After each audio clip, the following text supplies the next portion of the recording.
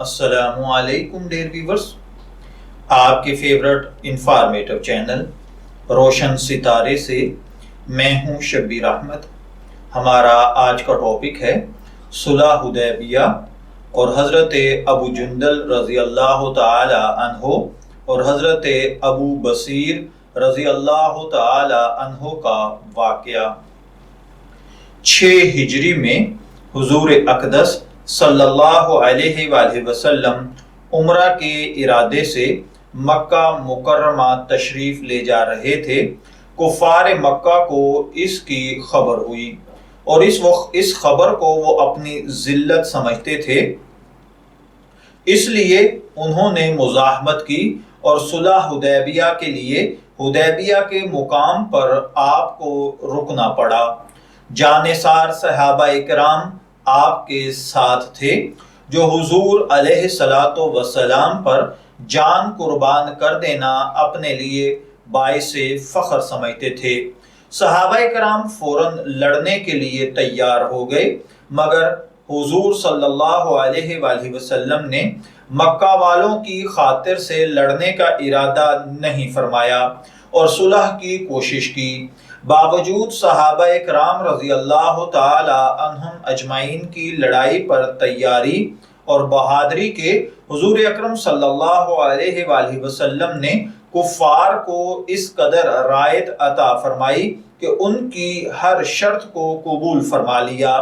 صحابہ اکرام رضی اللہ تعالی عنہم اجمعین کو اس طرح دب کر صلح کرنا بہت ناگوار تھا، مگر حضرت صلی اللہ علیہ وآلہ وسلم کے ارشاد کے سامنے کیا ہو سکتا تھا کہ جانثار تھے اور فرما بردار بھی۔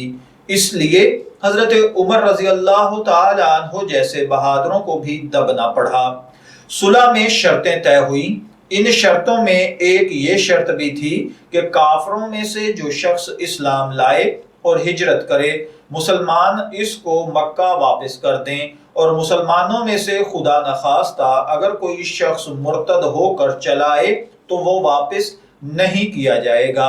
یہ صلح نامہ ابھی تک پورا بھی نہیں لکھا گیا تھا کہ حضرت ابو جندل رضی اللہ تعالی عنہ ایک صحابی تھے جو اسلام لانے کی وجہ سے طرح طرح کی تکالیف برداشت کر رہے تھے۔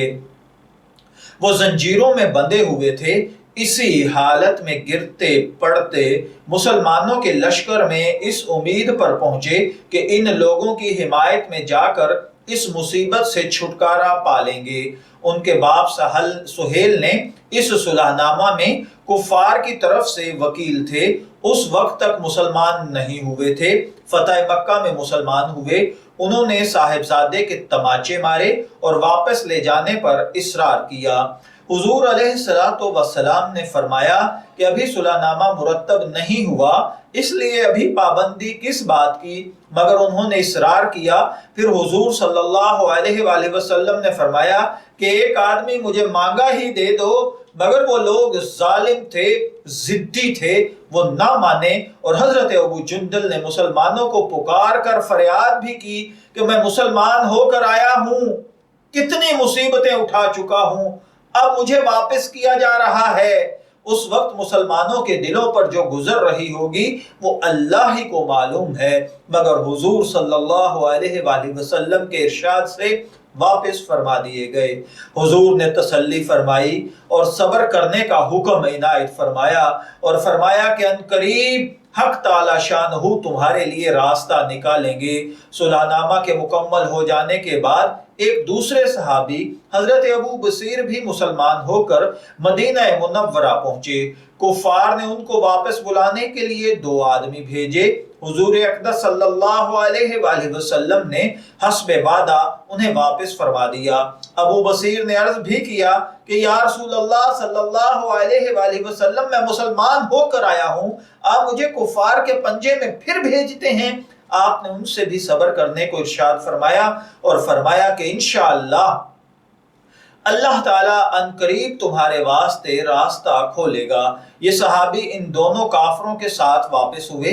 راستے میں ان میں سے ایک سے کہنے لگے، یار تیری یہ تلوار تو بڑی نفیس معلوم ہوتی ہے۔ شیخی باز آدمی ذرا سی بات میں پھول ہی جاتا ہے۔ وہ نیام سے نکال کر کہنے لگا کہ ہاں، میں نے بہت سے لوگوں پر اس کا تجربہ کیا ہے۔ یہ کہہ کر تلوار ان کے حوالے کر دی۔ انہوں نے اسی پر اس کا تجربہ کیا۔ دوسرا ساتھی یہ دیکھ کر کہ ایک کو تو نمٹا دیا، اب میرا نمبر ہے، بھاگا ہوا مدینے آیا اور حضور اکرم صلی اللہ علیہ وآلہ وسلم کی خدمت میں حاضر ہو کر عرض کیا کہ میرا ساتھی مر چکا ہے، اب میرا نمبر ہے۔ اس کے بعد ابو بصیر پہنچے اور عرض کیا کہ یا رسول اللہ صلی اللہ علیہ وآلہ وسلم، آپ اپنا وعدہ پورا فرما چکے کہ مجھے واپس کر دیا اور مجھ سے کوئی عہد ان لوگوں کا نہیں ہے جس کی ذمہ داری ہو۔ وہ مجھے میرے دین سے ہٹاتے ہیں، اس لیے میں نے یہ کیا۔ حضور نے فرمایا کہ لڑائی بھڑکانے والا ہے، کاش کوئی اس کا معین اور مددگار ہوتا۔